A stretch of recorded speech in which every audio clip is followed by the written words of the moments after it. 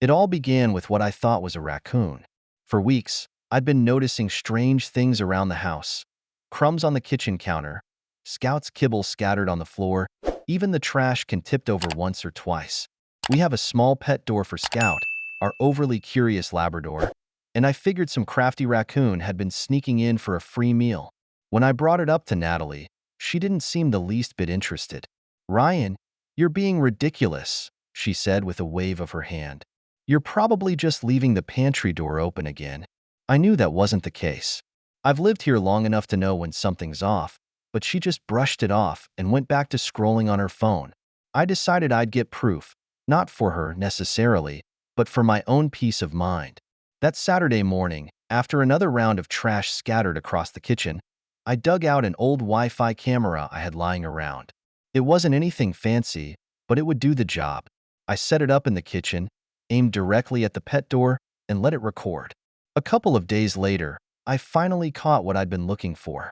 While Natalie was out running errands, I pulled up the footage on my phone. Sure enough, there it was. A chunky little raccoon crawling through the pet door, sniffing around, and dragging an apple off the counter before waddling back out. I laughed to myself, feeling victorious. Mystery solved. But I decided to leave the camera running, just in case the raccoon came back. Honestly, I kind of forgot about it after that. Work got busy, and life went on as usual. Natalie was acting a little distant, always glued to her phone or coming home later than usual, but I chalked it up to stress. We hadn't exactly been connecting much lately, but I didn't think it was anything serious. Then, one quiet evening, I was scrolling through the camera footage out of curiosity. I thought maybe I'd catch another visit from the raccoon. What I found instead made my stomach drop. It was Natalie, and she wasn't alone. There, in the middle of my kitchen, was Ethan, my childhood best friend. He was leaning against the counter, laughing as Natalie poured him a drink. Not just any drink, my favorite whiskey, the one I'd been saving for a special occasion. They clinked glasses like they were celebrating something, and then Natalie leaned in, touching his arm, her face way too close to his. I paused the footage, my heart pounding in my chest. No, this couldn't be real. I rewound it, hoping, praying. I'd somehow misunderstood what I saw, but it was all there, clear as day. The way they moved, the way they smiled at each other. It wasn't friendly. It was intimate. I sat back, my mind racing. My first thought was to confront her immediately, but something held me back. I needed more answers. How long had this been going on? Why Ethan? Why in my house? I had too many questions and no clear plan. For now, I saved the footage, set the camera to keep recording, and decided to wait. That night, I barely slept.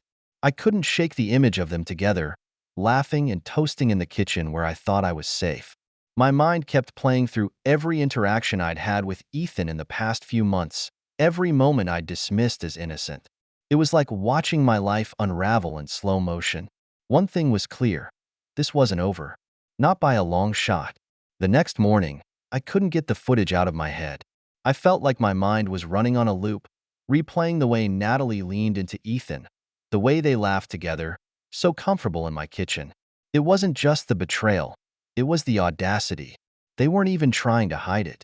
When Natalie left for work, I sat down with my phone and opened the camera app again. I had to know more. If this wasn't a one-time thing, I needed to see just how deep this went. As I scrolled through the saved recordings, my chest tightened. There were more clips. The first was from 2 days earlier. Ethan had come over in the afternoon, shortly after I'd left for work. Natalie greeted him at the door, smiling like she'd been waiting for him. He leaned in and kissed her, not on the cheek, but on the mouth. She didn't hesitate. If anything, she seemed eager. In another clip, they sat at the kitchen island, talking and laughing. Ethan poured them both drinks from the same bottle of whiskey, and Natalie slid a hand across his arm. Then she said something that made my blood boil.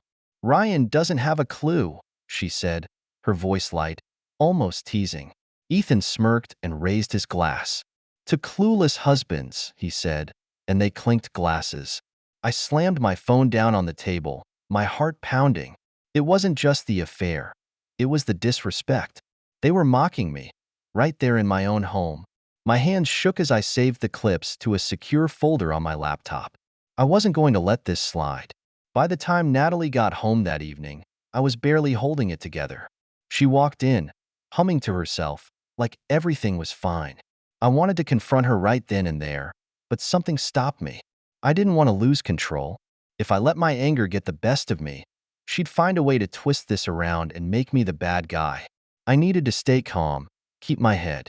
Instead of saying anything, I acted like nothing was wrong. I even managed to sit through dinner, though every bite felt like swallowing broken glass. Natalie didn't seem to notice. She was glued to her phone, scrolling and smiling at something I couldn't see. It took everything in me not to ask if she was texting Ethan. Later that night, after she went to bed, I stayed up reviewing more footage. I needed to understand the full scope of what was happening. That's when I found it. The clip that changed everything. It was from the day before. Natalie and Ethan were standing by the kitchen sink, talking in low voices. I turned up the volume and strained to hear. "Are you sure he won't find out?" Ethan asked, his voice hesitant. Natalie laughed. "Ryan doesn't pay attention to anything. As long as we're careful, we'll be fine." Careful about what? I whispered to myself, my pulse quickening. Then she said it. "Once we sell the house, we'll have enough to start over. He won't even see it coming." My blood turned to ice. Sell the house? My house? What the hell were they planning? I felt like the floor had been ripped out from under me. This wasn't just an affair. It was a plot. They were planning to gut my life and leave me with nothing. I leaned back in my chair, staring at the screen. The rage was there, simmering just beneath the surface, but it wasn't wild and chaotic like before. This time, it felt controlled, calculated. If they wanted to play this game, I'd make damn sure they didn't win. That night, I started planning. I backed up all the footage to multiple drives and made copies just in case. Then I reached out to a lawyer. I wasn't sure exactly what I was going to do yet, but I knew one thing for sure. I wasn't going to let them destroy me. Natalie had no idea what was coming. The more I thought about it, the more everything started to make sense. Natalie's distant behavior, her constant errands, the way she'd brush me off whenever I tried to talk about anything serious. And Ethan, he hadn't been around as much lately, but when he was, he acted like nothing was out of the ordinary. It was all a cover, and I'd been too blind to see it. I couldn't let emotions cloud my judgment.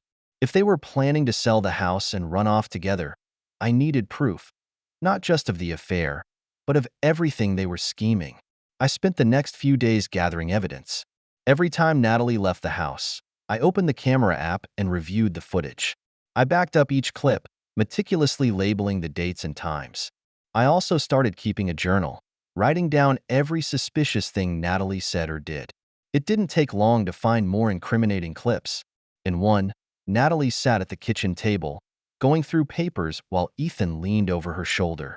She pointed at something on one of the documents and said, "If we time this right, it'll be seamless. He'll never suspect a thing." Ethan nodded, grinning like he'd just won the lottery. I paused the footage and zoomed in on the papers. It was hard to make out the details, but I recognized the letterhead. It was from our real estate agent. My stomach turned. She was already making moves to sell the house, and she hadn't said a word to me about it. That night, I waited for Natalie to go to bed before I checked her laptop.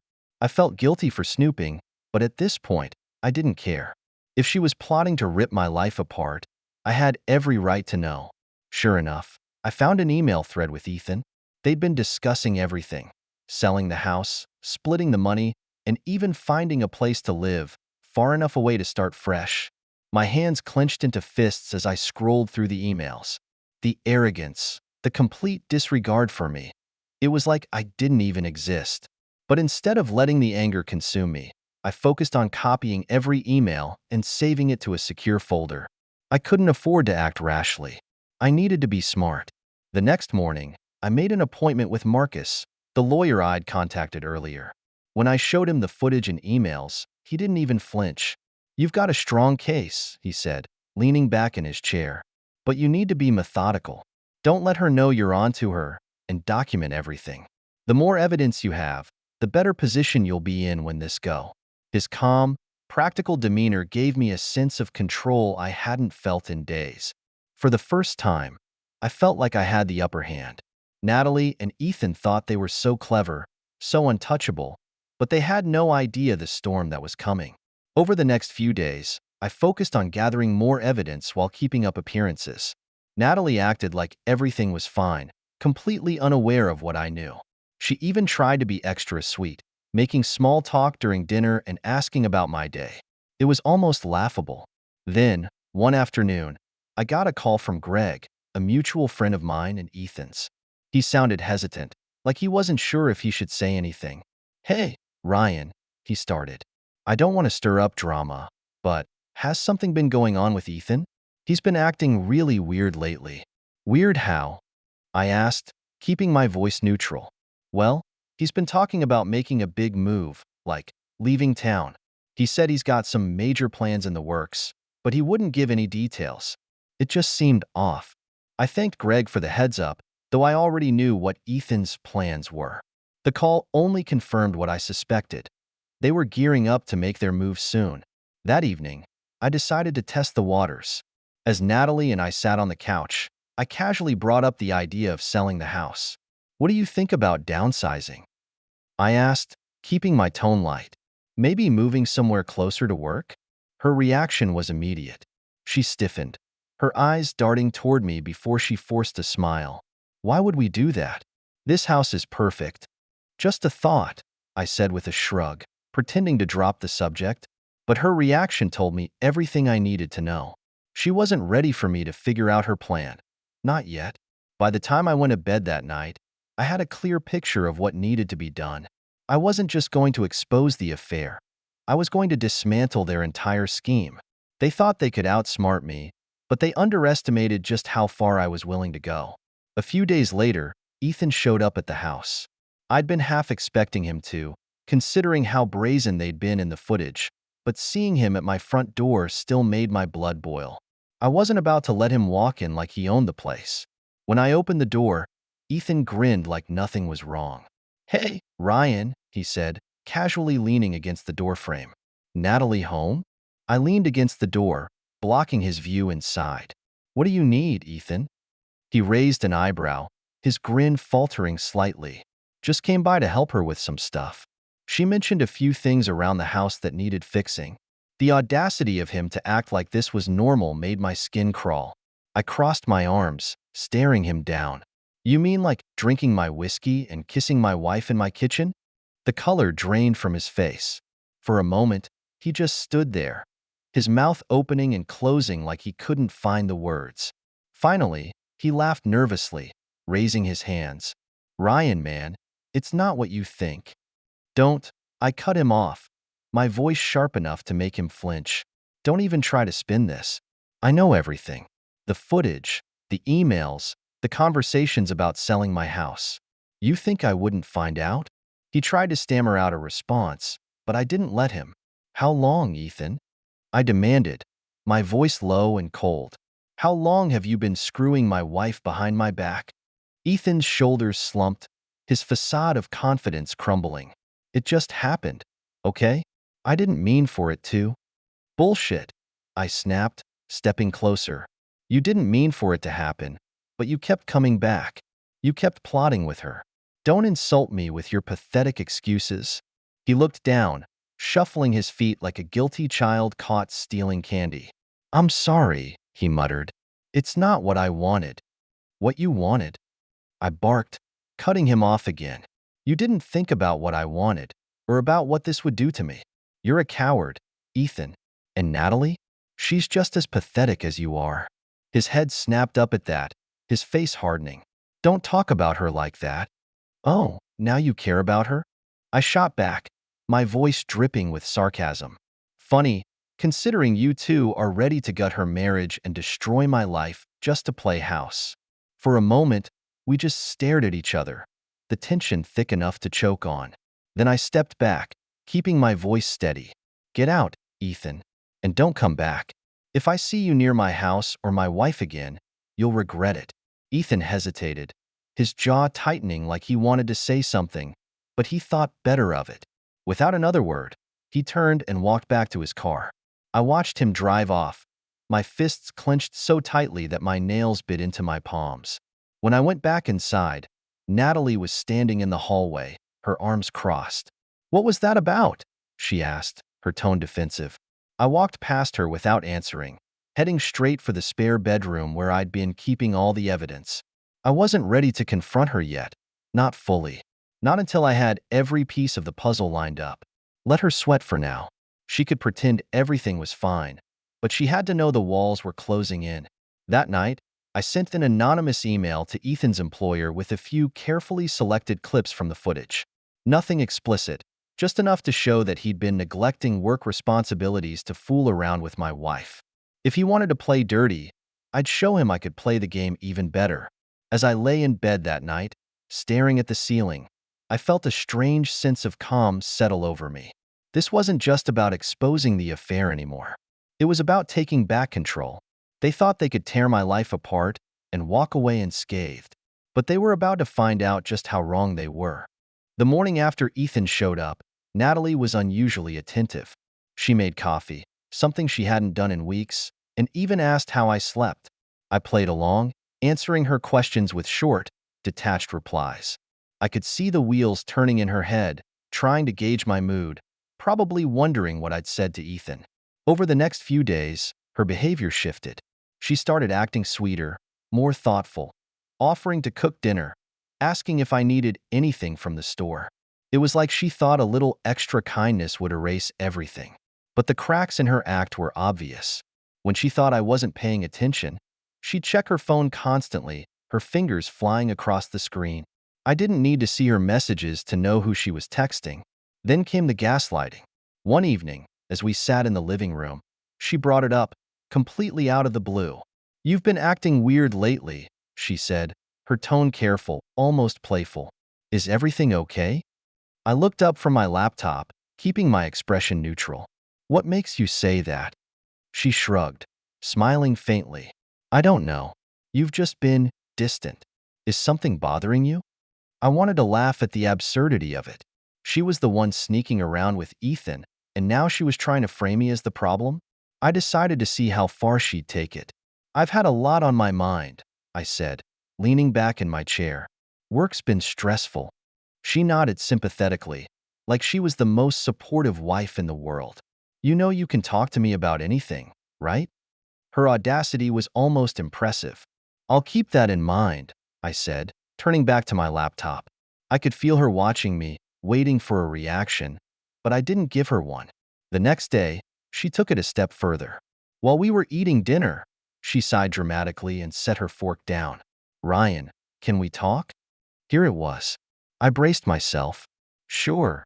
She hesitated, fidgeting with her napkin. "I feel I don't know, like we've been drifting apart lately." I raised an eyebrow, forcing myself to stay calm. "Drifting apart?" She nodded, her voice soft and trembling, like she was trying to sound vulnerable. "I don't know. Maybe it's the stress of work, or maybe it's just me, but I feel like you've been pulling away." My grip on the fork tightened, but I kept my tone even. "You think I'm pulling away?"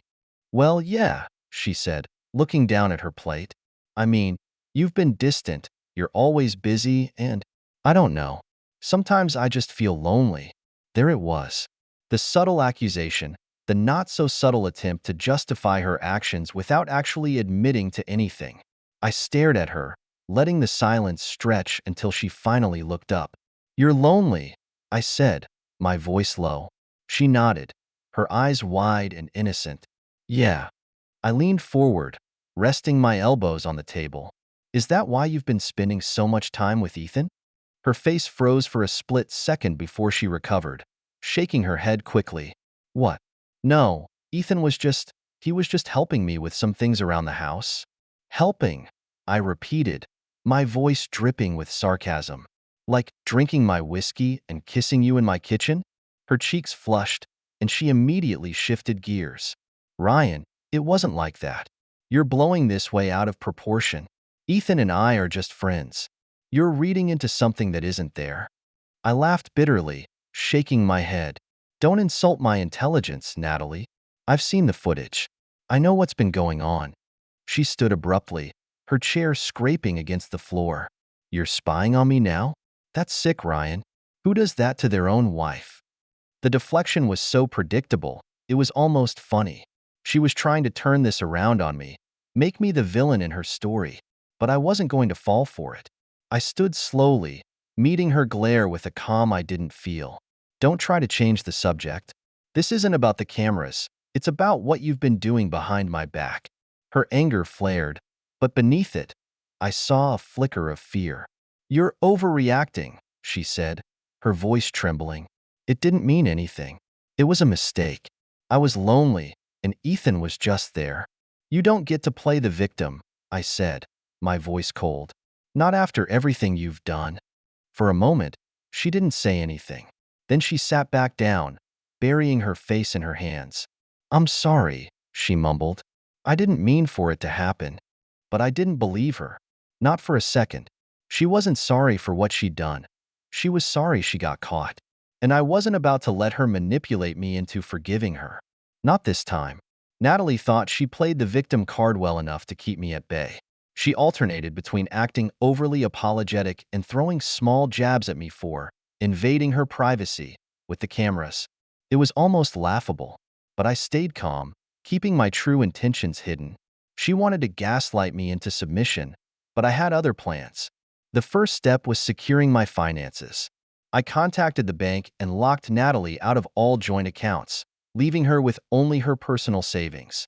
I froze the shared credit cards, ensuring she couldn't rack up any more expenses under my name. She tried to frame this as a lonely wife making a mistake, but the evidence spoke volumes. I wasn't going to let her or Ethan bleed me dry. Next, I filed for divorce. Marcus, my lawyer, had been meticulous, guiding me through every detail. The case was airtight. The video footage and emails I'd gathered painted a damning picture of Natalie's betrayal. We made sure to highlight the evidence of her scheme to sell the house without my knowledge.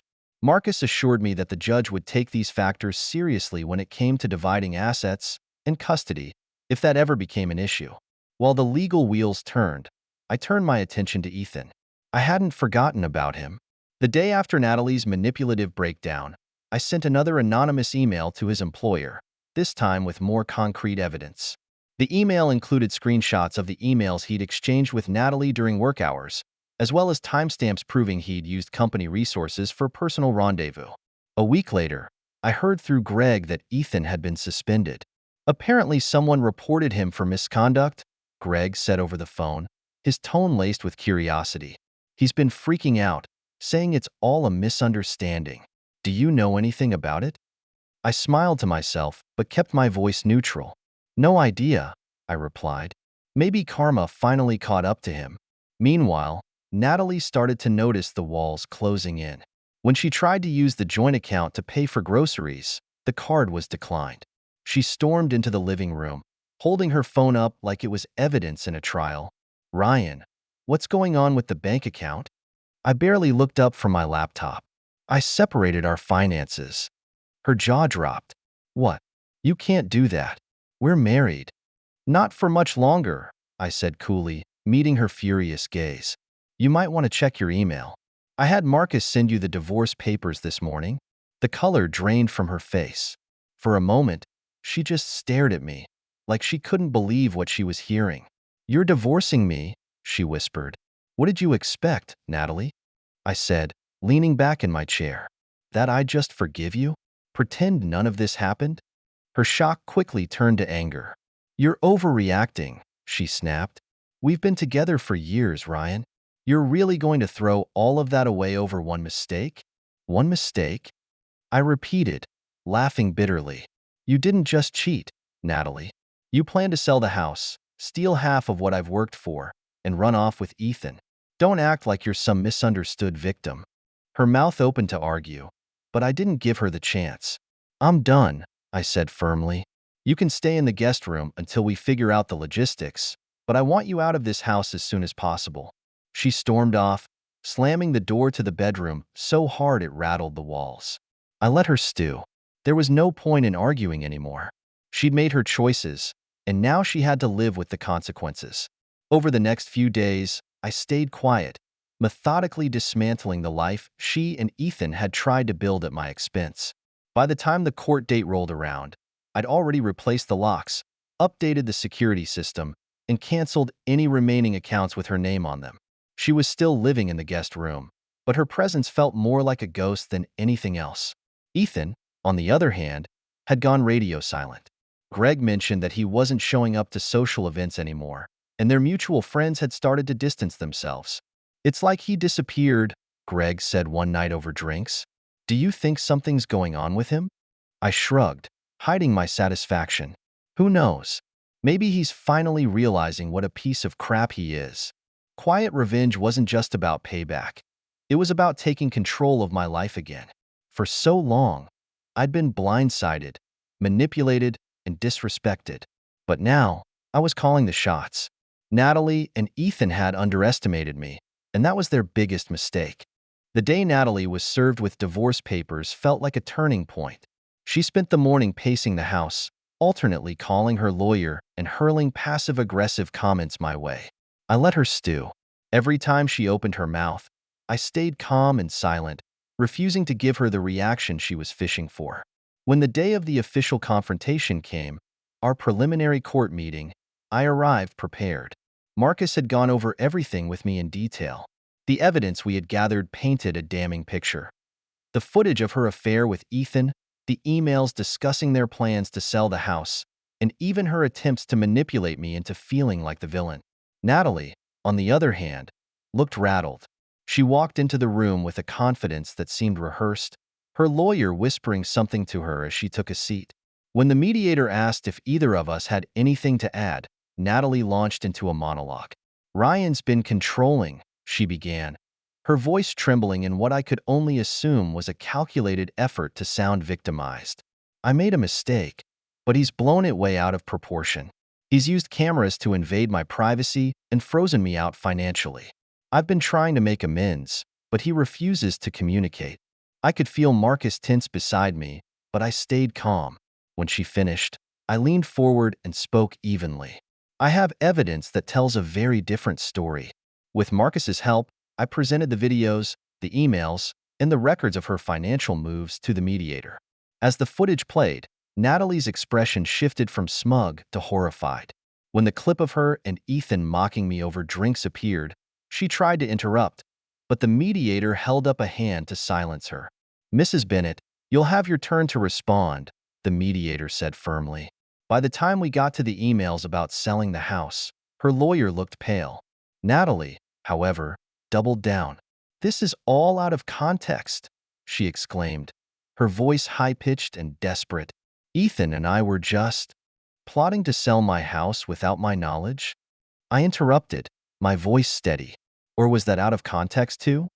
Her mouth snapped shut, and she glared at me with a mixture of rage and panic. It was clear she hadn't expected me to fight back this hard. For years, she'd relied on manipulation and charm to get her way, but those tactics were useless now. The mediator nodded thoughtfully, taking notes. "Given the evidence presented, it seems clear that Mr. Bennett has been transparent in his documentation. Mrs. Bennett, your actions, both the affair and the financial deceit, will have significant weight in the division of assets." Natalie's lawyer leaned over to whisper something to her, but she shook her head angrily. "This isn't fair," she hissed, her composure crumbling. "He's just trying to punish me." I leaned back in my chair, watching her unravel. For the first time in weeks, I felt a sense of closure creeping in. She'd spent so long controlling the narrative, but now the truth was out, and there was no escaping it. As we left the room, Natalie shot me a glare. "You think you've won, don't you?" she spat, her voice low. "This isn't over." I met her gaze calmly. "You're right, it's not over. But for you, it's only going to get worse." With the divorce proceedings moving forward and Ethan's life in shambles, the house suddenly felt like an anchor I needed to cut loose. Everywhere I looked, there were memories. Good ones that now felt tainted, and bad ones that still stung like fresh wounds. I couldn't stay there anymore. It was time to clean house, literally and figuratively. The first thing I did was replace the pet door. The irony wasn't lost on me that the tiny door meant for Scout had inadvertently blown open the lid on everything. I swapped it out for a more secure panel, closing that chapter of my life for good. It felt symbolic. No more raccoons, No more unwanted intruders. No more lies sneaking in where they didn't belong. Then I started purging the house of anything that reminded me of Natalie. Her clothes, her trinkets, the fancy kitchen gadgets she insisted on buying but never used. I boxed them all up and put them in the garage. I didn't throw them out, though. I wasn't going to give her the satisfaction of accusing me of destroying her things. When the time came for her to leave, she could take her mess with her. As I cleaned, I found myself reflecting on how much of myself I'd lost during our marriage. I used to have hobbies, passions, things that made me happy.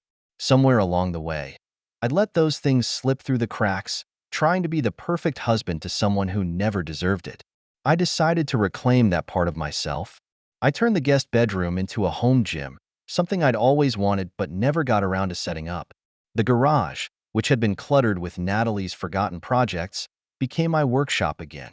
Each change felt like a small victory, a step toward building a life that was truly mine.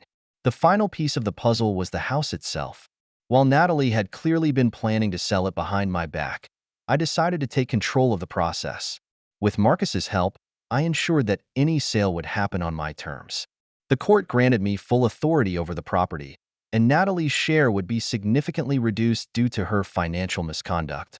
When the house finally went on the market, I felt a weight lift off my shoulders. It wasn't just a building. It was a symbol of everything I'd endured.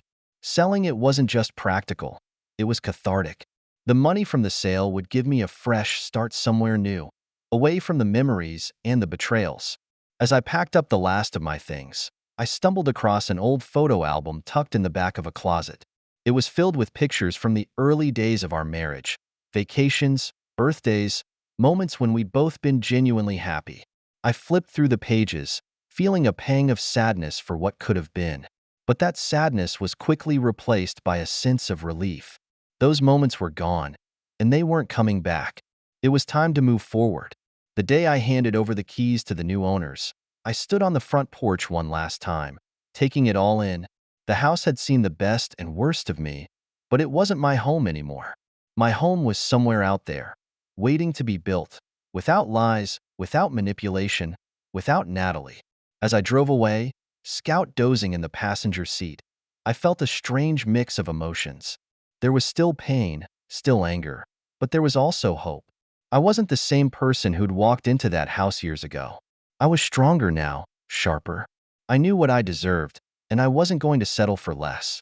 The day the divorce was finalized felt surreal. Walking out of the courthouse, I half expected Natalie to chase after me, begging for another chance or hurling insults. But she didn't. She just stormed off with her lawyer, her expression a mix of bitterness and defeat. For the first time in months, I felt free. I'd already made plans to start fresh. With the money from the sale of the house, I found a modest but comfortable home in a new neighborhood, far from the places that held too many painful memories. Moving in felt like a clean slate. There were no traces of Natalie, no reminders of Ethan, no ghosts of the life I'd left behind. It was just me, Scout, and the wide-open future. One of the first things I did after settling in was reconnect with old friends, the ones Natalie had subtly pushed out of my life over the years. It felt good to catch up, to remember what it was like to have people in my corner who genuinely cared about me. Greg, who'd been a constant source of updates about Ethan's downfall, invited me to a poker night, and I finally said yes. Being around people who valued me for who I was, not what I could provide, reminded me of the man I used to be. I also started therapy. At first, I was hesitant, unsure if I really needed it. But after just a few sessions, I realized how much I'd been carrying: anger, betrayal, self-doubt. My therapist helped me unpack it all, piece by piece, until I could finally let go of the weight I'd been dragging behind me. The pain was still there, but it didn't define me anymore. Meanwhile, Natalie's life continued to unravel. Word had spread about the divorce and the reasons behind it, and her carefully curated image of a devoted wife was in tatters. Mutual friends who'd once adored her began to distance themselves, and her attempts to regain sympathy fell flat. Ethan, too, had become a pariah. Last I heard, he was living with his mother, struggling to find a job and sinking under the weight of his own poor decisions. I didn't feel sorry for them. They'd made their choices, and now they had to live with the consequences. For the first time in a long time, I didn't feel anger when I thought about them, just indifference. They were a part of my past, and that's where they belonged. As the weeks turned into months, I started focusing on myself. I picked up hobbies I'd neglected: woodworking, hiking, even learning to cook something other than the basics. Scout became my constant companion, and we spent hours exploring the trails near my new home. Slowly but surely, I was rediscovering the things that made me happy. One evening, as I sat on my porch watching the sunset, I found myself reflecting on everything that had happened. It had been one of the hardest chapters of my life, but it had also been one of the most transformative. I'd learned how strong I was, how much I was capable of, and how important it was to stand up for myself. If there was one thing I'd take away from it all, it was this: don't ignore the red flags. Trust your instincts, even when it's easier to look the other way. And never, ever settle for less than you deserve. As the last rays of sunlight faded into the horizon, Scout rested his head on my lap, and I felt a quiet sense of peace settle over me. My life wasn't perfect, but it was mine again. And for the first time in a long time, that was enough. Subscribe so you don't miss new stories on the channel.